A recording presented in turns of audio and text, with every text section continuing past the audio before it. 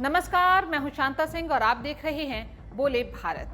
क्या समाजवादी पार्टी के नेताओं का औरंगजेब के प्रति प्रेम और राणा सांगा के प्रति नफरत के पीछे का असली कारण कांग्रेस से हिसाब बराबर करना है? क्या वोटों के बंदरबाट में समाजवादी पार्टी के नेताओं का मानसिक संतुलन खराब हो गया और उन्हें लगता है कि बीजेपी से बाद में लड़ेंगे, पहले कांग्रेस उनके वोट बैंक में सेंध लगाने की जो कोशिश कर रही है उसे रोका जाए? कहीं मुस्लिम वोट कांग्रेस को चले गए तो कैसे अखिलेश यादव खुद को टीपू सुल्तान समझेंगे? इसलिए ये लग रहा है कि चाहे अबू आजमी का औरंगजेब प्रेम हो या रामजी लाल सुमन का राणा सांगा पर जहर भरा बयान हो, वो महज संयोग नहीं है, बल्कि वो एक प्रयोग है जो दलित और मुस्लिम वोटों की तरफ कांग्रेस को जाने से रोकने के लिए किया जा रहा है। कैसे, इसे आज हम विस्तार से समझने की कोशिश करेंगे। 2024 के लोकसभा चुनाव में उत्तर प्रदेश के नतीजों के बाद राहुल गांधी और अखिलेश यादव फिल्म शोले के जय वीरू की तरह खुद को समझने लगे थे। ये दोस्ती हम नहीं तोड़ेंगे, छोड़ेंगे दम मगर तेरा साथ ना छोड़ेंगे। जब लोकसभा में अपनी अपनी पार्टी के ये दोनों ही चिर युवा नेता पहुंचे तो अगली सीट पर अगल बगल ही बैठते थे। राहुल गांधी विपक्ष के नेता बन गए तो अखिलेश यादव विपक्ष की दूसरी सबसे बड़ी पार्टी के नेता। क्या युगलबंदी थी! दोनों ने मिलकर मोदी को घेरने की कोशिश की। उस कोशिश में अखिलेश यादव तो कम, राहुल गांधी के तेवर से यही लग रहा था कि उन्होंने बीजेपी को हरा ही दिया है। अब संविधान की रक्षा वही कर सकते हैं। राहुल गांधी को लगने लगा था कि यूपी में उनकी 6 सीटें और वाराणसी में पीएम नरेंद्र मोदी का 1.5 लाख वोटों से ही जीतना बीजेपी की गिरावट और कांग्रेस के उठान का प्रतीक है। इसलिए वो लोकसभा में बार बार ये दंभ भरने लगे कि हरियाणा से लेकर महाराष्ट्र तक वो बीजेपी को हराएंगे। लेकिन इन राज्यों के चुनावी नतीजे आए तो कांग्रेस हारी हुई सेना साबित हुई। एक झारखंड में जीत मिली भी तो कांग्रेस के दम पर नहीं, बल्कि वो हेमंत सोरेन का अपना प्रभाव रहा। एक तरफ राहुल गांधी के नेतृत्व वाली कांग्रेस की हार, माफ कीजिएगा, हम कांग्रेस अध्यक्ष मल्लिकार्जुन खड़गे की जगह राहुल का नाम ले रहे हैं। वो इसी तरह ही है कि अगर बीजेपी 303 से 240 पर आई तो वो नरेंद्र मोदी की हार हो गई और कांग्रेस 52 से 99 पर पहुंची तो वो राहुल गांधी की जीत हो गई। तो उसी तरह अगर हरियाणा से महाराष्ट्र और दिल्ली तक इन राज्यों में बीजेपी जीती तो फिर तो ये नरेंद्र मोदी की जीत हुई और इन राज्यों की हार राहुल गांधी की हार हुई। कांग्रेस की इस हार से दूसरे विपक्षी दलों में भी ये भाव पैदा होने लगा कि ये कांग्रेस बीच मझधार में गर्दन में बंधी पत्थर वाली पार्टी है जो खुद तो डूबेगी ही, उन्हें भी डुबो देगी। उत्तर प्रदेश के समाजवादी पार्टी वाले भैया जी को समझ में आ गया कि राहुल से दोस्ती कहीं बेड़ा गर्क ना कर दे। महाराष्ट्र और हरियाणा में कांग्रेस की हार के बाद दिसंबर महीने में ही अखिलेश के चचा रामगोपाल यादव ने जो कुछ कहा उससे बहुत कुछ तस्वीर तभी साफ हो गई थी। इनकी सरकार तेलंगाना और कर्नाटक में है, वहाँ भी आधी सीटें हार गए। अगर वहाँ भी ठीक परफॉर्मेंस हो जाता और मध्य प्रदेश में, छत्तीसगढ़ में एक सीट नहीं जीते। तो बात हम कांग्रेस की कर रहे थे कि एक तरफ इसमें अब किलर इंस्टिंक्ट नहीं दिखता तो दूसरी ओर आखिरी दम तक जाकर लड़ने की ताकत नहीं दिखती। दूसरी ओर अखिलेश यादव और समाजवादी पार्टी की कांग्रेस की दूरी और दूर रहने की मजबूरी भी इसलिए बनती गई क्योंकि अखिलेश को लगा कि कांग्रेस और खासकर राहुल गांधी की नजरें तो उनके ही वोट बैंक पर हैं। इसे आप 2 घटनाओं से समझने की कोशिश कीजिए। पिछले साल नवंबर में संभल में शाही जामा मस्जिद के आर्कियोलॉजिकल सर्वे को लेकर हिंसा भड़की थी। उसी संदर्भ में दिसंबर में राहुल गांधी संभल के लिए निकले थे। वो संभल से उस वक्त निकल रहे थे जिस दिन संसद चल रही थी और उनके परम राजनीतिक सखा अखिलेश यादव लोकसभा में संभल पर बयान देने वाले थे। हालांकि राहुल गांधी, बहन प्रियंका गांधी और केसरी वेणुगोपाल दिल्ली यूपी के गाजीपुर बॉर्डर से आगे बढ़ नहीं पाए, लेकिन समाजवादी पार्टी को लग गया कि कांग्रेस उसके साथ मिलकर नहीं बल्कि उससे दूर रहकर लड़ना चाहती है। इसे आप अखिलेश के चाचा रामगोपाल यादव की झल्लाहट से समझ सकते हैं। नहीं, राहुल गांधी तो अब भी इंडिया गठबंधन के नेता नहीं। राजनीति में कोई साधु संत तो बन के आते नहीं, सब पद चाहते हैं और वो ये देख रहे हैं। संभवतः उन्होंने इसलिए कहा होगा कि चाहे लोकसभा का चुनाव हो चाहे विधानसभा के चुनाव हो, कांग्रेस ने कहीं अच्छा परफॉर्म कर नहीं पाया। तो एक तरफ संभल को लेकर राहुल गांधी और कांग्रेस की अतिशय सक्रियता ने समाजवादी पार्टी के कान खड़े कर दिए, तो दूसरी ओर अपने संभल राग के 8 दिन बाद ही राहुल गांधी अचानक हाथरस पहुंच गए थे। वहां वो दलित बलात्कार पीड़िता को मरहम लगाने की बात करके पहुंचे थे, लेकिन अखिलेश यादव की पार्टी को लगा कि वो तो उनकी पीडीए के घाव कुरेदने गए हैं। इन दोनों घटनाओं को अब उत्तर प्रदेश की राजनीति, खासकर चुनावी राजनीति के संदर्भ में समझने की कोशिश कीजिए। लोकसभा चुनाव से पहले एक तरफ इंडिया ब्लॉक बना, तो दूसरी ओर अखिलेश यादव ने अपना पीडीए बनाया। पीडीए में पी का मतलब पिछड़ा, डी का मतलब दलित और ए का मतलब अकलियत या अल्पसंख्यक। लोकसभा चुनाव में यूपी में समाजवादी पार्टी और कांग्रेस के गठजोड़ को फायदा मिला। जहां समाजवादी पार्टी को 37 सीटें मिली, वहीं कांग्रेस को भी 6 सीटें मिल गईं। जिस कांग्रेस को विधानसभा के चुनाव में अपने दम पर 2 सीटें मुश्किल से मिल पाई थी, जबकि बहन प्रियंका ने पूरी ताकत झोंक दी थी, उसे 6 सीटें मिल जाना माउंट एवरेस्ट पर चढ़ने जैसी उपलब्धि थी। लेकिन यहीं से एक भावना दोनों दलों के भीतर समान रूप से हावी होती गई।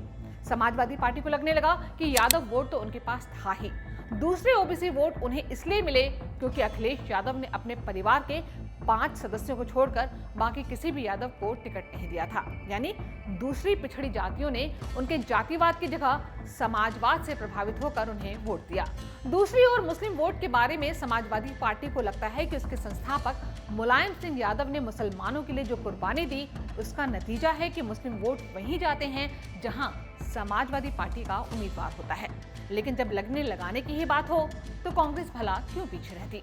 कांग्रेस को भी लगने लगा कि उसके नेता राहुल गांधी ने जिस तरह संविधान को बचाने का प्रण लिया, जिस तरह संविधान ही चुनाव के दौरान बोलते रहे और जिस तरह जातिगत जनगणना की बात पर सबसे ज्यादा चिल्लाते रहे, इससे पिछड़े और दलितों का वोट उन्हें मिला। और हाँ, दलितों के वोट से याद आया कि बीएसपी की सक्रियता में कमी के कारण समाजवादी पार्टी को लगा कि दलितों का वोट उनकी तरफ आ जाएगा। दूसरी ओर कांग्रेस को लगता है कि अब दलितों का रुझान कांग्रेस की तरफ बढ़ रहा है और वो फिर से कांग्रेस से जुड़ जाएंगे, जैसा कभी जवाहरलाल नेहरू या इंदिरा गांधी के जमाने में जुड़े थे। तीसरी ओर कांग्रेस ने मुस्लिम वोटों को लेकर भी ये सोच लिया कि 1992 में बाबरी मस्जिद गिराए जाने से नाराज मुस्लिम अब राहुल गांधी के पराक्रम से कांग्रेस की तरफ लौटने लगे हैं, क्योंकि राहुल गांधी मुसलमानों के सबसे बड़े हितैषी हो गए हैं।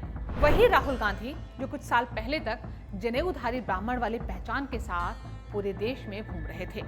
किसी भी राजनीतिक दल को हिंदुस्तान की सत्ता पर काबिज होने के लिए यूपी पर कब्जा करना जरूरी है। कब्जा मतलब चुनावी जीत, और इसके लिए वोट चाहिए। कांग्रेस को वोट कौन देगा, ये सवाल बहुत बड़ा है। उत्तर प्रदेश में मुस्लिम आबादी 19% है और दलित आबादी 20%, यानी दोनों जोड़कर 39% हो गए हैं। अगर इतनी बड़ी आबादी का एक बड़ा हिस्सा भी कांग्रेस अपनी तरफ कर लेती है तो वो यूपी में खड़े होने लायक हो जाएगी। अभी तो लोकसभा में जो 6 सीटें मिली हैं उसके लिए भले ही कांग्रेसी राहुल प्रियंका का जाप कर रहे हों, लेकिन समाजवादी पार्टी और अखिलेश यादव तो यही मानते हैं कि उनके साथ गठबंधन से कांग्रेस की नैया पार लग गई। लेकिन कांग्रेस की मुस्लिम और दलित वोटों पर नजर समाजवादी पार्टी की नजरों से कांग्रेस को उतार रही है, बल्कि समाजवादी पार्टी को लगता है कि कांग्रेस की न सिर्फ दलितों मुस्लिम वोटों पर तिरछी नजर है, बल्कि वो उसकी पार्टी में भी तोड़फोड़ कर सकती है। समाजवादी पार्टी के नेता आजम खान लंबे समय से जेल में हैं। आजम खान को उम्मीद थी कि जैसे मुलायम सिंह यादव उनके लिए खड़े होते थे, वैसे ही अखिलेश यादव भी उनके लिए खड़े होंगे। लेकिन जेल में बंद आजम खान को अखिलेश यादव ने उनके हाल पर छोड़ दिया, बल्कि रामपुर से भी लोकसभा में टिकट अपनी मर्जी से दिया। आजम खान को पूछा तक नहीं। सीतापुर जेल से आजम खान ने 10 दिसंबर को चिट्ठी लिखी कि समाजवादी पार्टी रामपुर में हुए जुर्म और बर्बादी का मुद्दा संसद में उतनी ही मजबूती से उठाए जितना संभल का उठाया। रामपुर के सफल तजुर्बे के बाद ही संभल पर आक्रमण हुआ। इस पर इंडी गठबंधन खामोश रहा। ऐसा ही रहा तो मुसलमानों के भविष्य के बारे में हम लोगों को सोचना पड़ेगा। जब आजम खान अपनी चिट्ठी में ये लिख रहे थे कि मुसलमानों को अपने भविष्य के बारे में सोचना होगा, तो उस बहुवचन के एक वचन वो खुद भी थे। आजम खान और अखिलेश यादव एक पेज पर नहीं हैं। ये बात तब और साफ हो गई जब आजमगढ़ में समाजवादी पार्टी के कार्यकर्ताओं ने आजम खान के खिलाफ नारेबाजी की। अब आजम खान की उस चिट्ठी से पहले की क्रोनोलॉजी 21 नवंबर की घटना के साथ जोड़िए। उस दिन आजाद समाज पार्टी के सांसद और नेता चंद्रशेखर आजाद ने सीतापुर जेल में जाकर आजम खान से मुलाकात की। खबर यह भी आई कि आजम खान के संपर्क में AIMIM के असदुद्दीन ओवैसी भी हैं और कांग्रेस भी है। इससे समाजवादी पार्टी के कान खड़े हो गए। समाजवादी पार्टी को लगता है कि आजम खान जिन लोगों के संपर्क में है उनमें कांग्रेस भी शामिल है। समाजवादी पार्टी इसे अखिलेश के भाषण के वक्त राहुल की गैर मौजूदगी से जोड़कर देखती है। ये पूरा घटना चक्र तनाव के रूप में तब सामने आया जब दिल्ली में विधानसभा का चुनाव सिर पर आ गया। दिल्ली में आम आदमी पार्टी और कांग्रेस में गठबंधन नहीं हो सका। कांग्रेस को लगता था कि हरियाणा में आम आदमी पार्टी नहीं लड़ी होती तो इसकी सरकार बन जाती। फिर कांग्रेस ये देखने लगी कि दिल्ली में आम आदमी पार्टी की सरकार बनवाकर उसे क्या मिलेगा। कांग्रेस ये देख चुकी थी कि कैसे केजरीवाल की पार्टी ने दिल्ली और पंजाब में तो कांग्रेस से सत्ता ही हथिया ली, वहीं हरियाणा, गुजरात और गोवा जैसे राज्यों में कांग्रेस को कमजोर भी किया। इसलिए इस बार कांग्रेस भी फिदायनी मुद्रा में थी। हम भले ही ना जीते लेकिन तुमको तो नहीं ही जीतने देंगे। इसी भाव से कांग्रेस दिल्ली का चुनाव लड़ गई। एक तो केजरीवाल से लोगों की नाराजगी प्रबल थी, दूसरे कांग्रेस ने भी इसकी जड़ों में मट्ठा डालना शुरू किया। नतीजा सामने आ गया। अगर नई दिल्ली सीट से कांग्रेस के संदीप दीक्षित चुनाव नहीं लड़ते तो केजरीवाल चुनाव जीत गए होते। लेकिन संदीप दीक्षित ने चुनाव लड़कर 12 साल पहले अपनी मां शीला दीक्षित की हार का बदला ले लिया, जिन्हें केजरीवाल ने ही हराया था। तो एक तरफ कांग्रेस जहां आप से लड़ रही थी, वहां सवाल था कि समाजवादी पार्टी क्या करेगी। वैसे तो समाजवादी पार्टी का दिल्ली में कोई असर है ही नहीं, लेकिन राजनीति में कई बार प्रतीक भी काफी अहमियत रखते हैं। समाजवादी पार्टी ने तय कर लिया कि यूपी में भले ही उसके अखिलेश भैया राहुल भैया से जुगलबंदी करते हैं, लेकिन दिल्ली में अखिलेश का समर्थन केजरीवाल को रहेगा। समाजवादी पार्टी ये मानने लगी कि कांग्रेस दिल्ली में बीजेपी को जिताने में लगी थी। कांग्रेस बीजेपी को जिताने में लगी हुई थी। उससे पहले महाराष्ट्र और हरियाणा के चुनाव में भी समाजवादी पार्टी की कांग्रेस से नाराजगी खुलकर सामने आ गई थी। जून 2024 में लोकसभा चुनाव में मिली जीत से जो बॉन्डिंग बनती दिखी थी, वो बॉन्डिंग कांग्रेस और समाजवादी पार्टी में साल का अंत होते होते बिखरने लगी थी। कांग्रेस को भी वोट मत देना, बहुत चालू पार्टी है कांग्रेस। लेकिन सिर्फ कहने से ही तो कुछ होगा नहीं, कुछ करना भी तो पड़ेगा।